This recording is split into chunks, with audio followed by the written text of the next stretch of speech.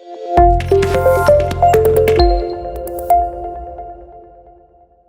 bonjour à tous. Je croyais qu'il y avait un lancement, donc c'est tout? C'est bon? Ok. Donc bonjour à tous. Je suis ravi d'être devant une audience française et parisienne qui sont un peu mes origines. Mais je travaille au sein de la société Valtech et je suis basé à New York depuis 7 ans. Et donc l'objectif aujourd'hui, c'était de partager avec vous le marché qui est mon marché, qui est le marché américain, donc marché états-unien pour être plus précis, et notamment ce que nous observons en tant que société de conseil en parcours client, design de parcours client, innovation et mise en place de toutes les technologies qui l'accompagnent, donc chez Valtech. Donc la NRF, j'imagine que c'est pas la peine de vous dire ce que c'est ici. Je pense qu'il y a 99% de retailers. Donc c'est l'événement de l'association professionnelle des retailers qu'on pourrait appeler les retailers classiques, c'est-à-dire des retailers qui ont des magasins. Et donc ça a lieu en janvier. C'est l'occasion pour nous chez Valtech de refaire une mise à plat complet des tendances stratégiques dans le retail et évidemment toutes les innovations qui l'accompagnent, y compris et particulièrement technologiques, puisque c'est peut-être le premier sujet, c'est que retail et technologie, comme on l'a vu à l'instant et comme on va le voir maintenant, c'est devenu indissociable. J'en parlais avec certains dans la matinée, mais c'est vrai que c'est dans les savoir-faire, c'est devenu le métier noble de la distribution et c'est reconnu comme tel. Alors, donc je vais partager avec vous en fait les tendances qui se sont dessinées cette année à ce National Retail Forum qui a lieu à New York, donc mi-janvier tous les ans. La grande question dans une transformation qui est quand même très très forte du retail, on y reviendra dans un instant, mais où les faillites sont nombreuses dans le retail américain, donc c'est vraiment une grosse transformation. Le dernier retailer en date, qui est un véritable symbole sur le marché américain, qui est Sears, qui est en train de déposer le bilan.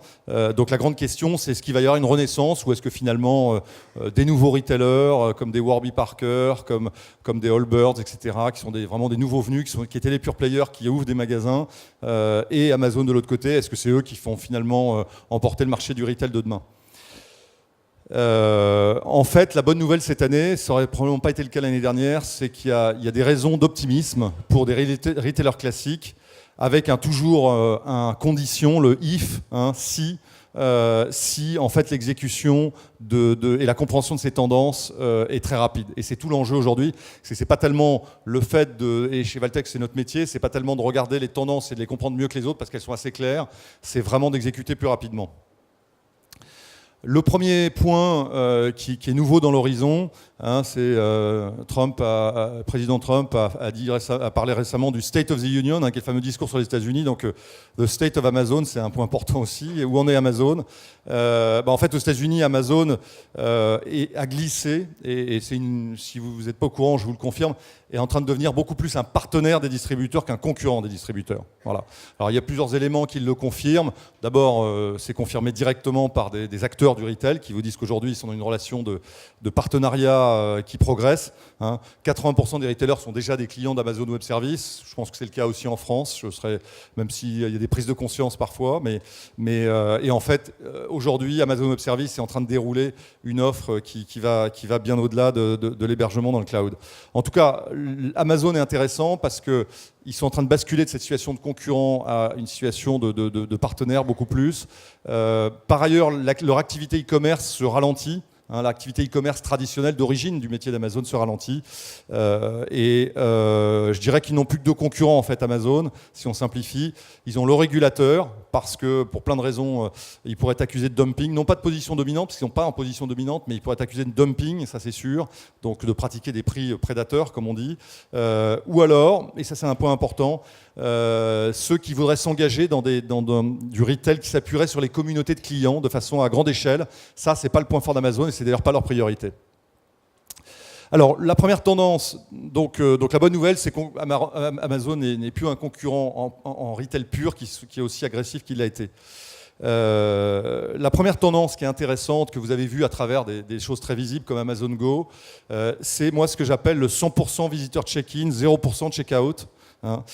C'est une expression très ramassée qui correspond bien au format d'aujourd'hui, mais pour vous dire que la tendance maintenant, c'est de s'intéresser autant aux visiteurs qui rentrent dans le magasin qu'aux clients qui vraiment convertissent en caisse dans le magasin.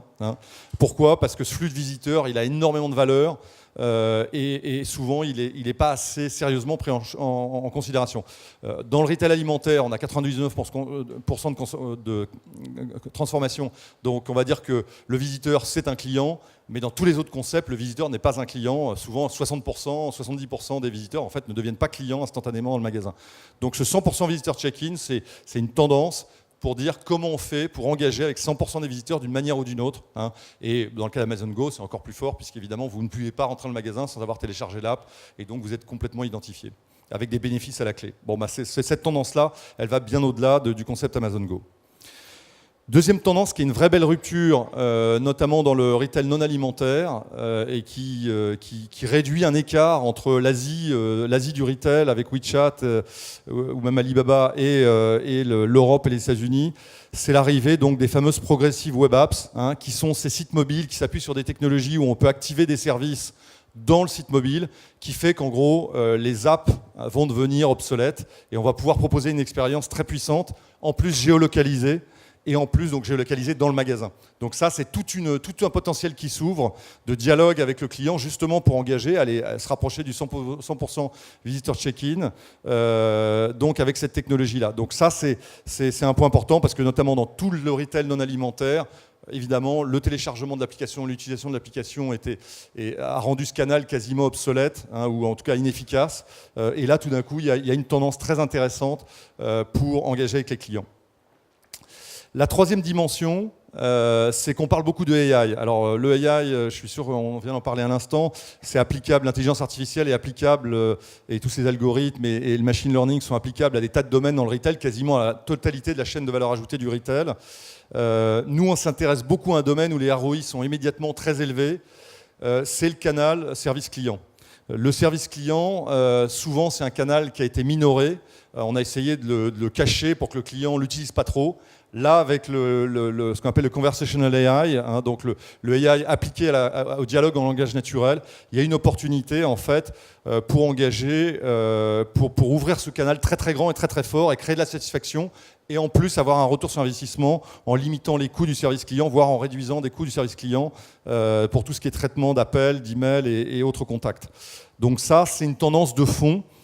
L'intérêt, c'est qu'une fois qu'on maîtrisera le service client en langage naturel de cette façon-là, on pourra ramener toute l'expérience, mais aussi même des algorithmes, en avant-vente le jour venu. Mais l'intérêt de démarrer avec la pré-vente et le service client, c'est qu'on a ce qu'on appelle des use cases, donc des cas de dialogue qui sont très normalisés, une sémantique qui est parfaitement maîtrisée, y compris par le client, parce que s'il s'adresse au service client, c'est qu'il connaît déjà l'enseigne, il connaît ses produits, donc il a déjà un dialogue qui est facile à maîtriser. Voilà. Donc ça, c'est la quatrième tendance que je voulais évoquer avec vous. La cinquième, c'est un signal faible, un weak signal, c'est un signal faible qui est la vente qui s'appuie sur les communautés. Alors c'est pas nouveau, des communautés, on a dans le passé on a parlé du retail avec la vente pyramidale, c'est d'avoir zéro coût fixe, zéro magasin, c'est le rêve du retailer, j'ai pas besoin de coût fixe, j'ai juste des gens que je rémunère en fonction de leur vente. Cette vente pyramidale, elle prend une nouvelle forme et on va voir apparaître des modèles basés sur les communautés, et pas mal de startups travaillent sur du retail basé à 100% sur les communautés. Le signal de ça, c'est pas le moindre, c'est quand vous avez Ikea qui rachète TaskRabbit. Donc je sais pas si vous avez regardé ça, mais c'est un signal faible mais intéressant. Ikea qui décide en fait d'épauler cette communauté qui en fait était très à son service pour 20 ou 30% de son activité, et qui montait des meubles Ikea en fait pour le voisin. En gros, c'était l'étudiant qui pour 20$ montait le meuble Ikea. On voit bien comment derrière ça pourrait déboucher sur du retail, puisque l'étudiant qui a monté le meuble pour 20$, il serait très content de toucher 5$ de commission s'il a vendu la lampe de chevet en plus et la table de chevet qui va avec le lit. Dernière chose, c'est Advanced Store and E-Commerce Analytics. Alors ça, c'est un peu le serpent de mer qui enfin prend fin.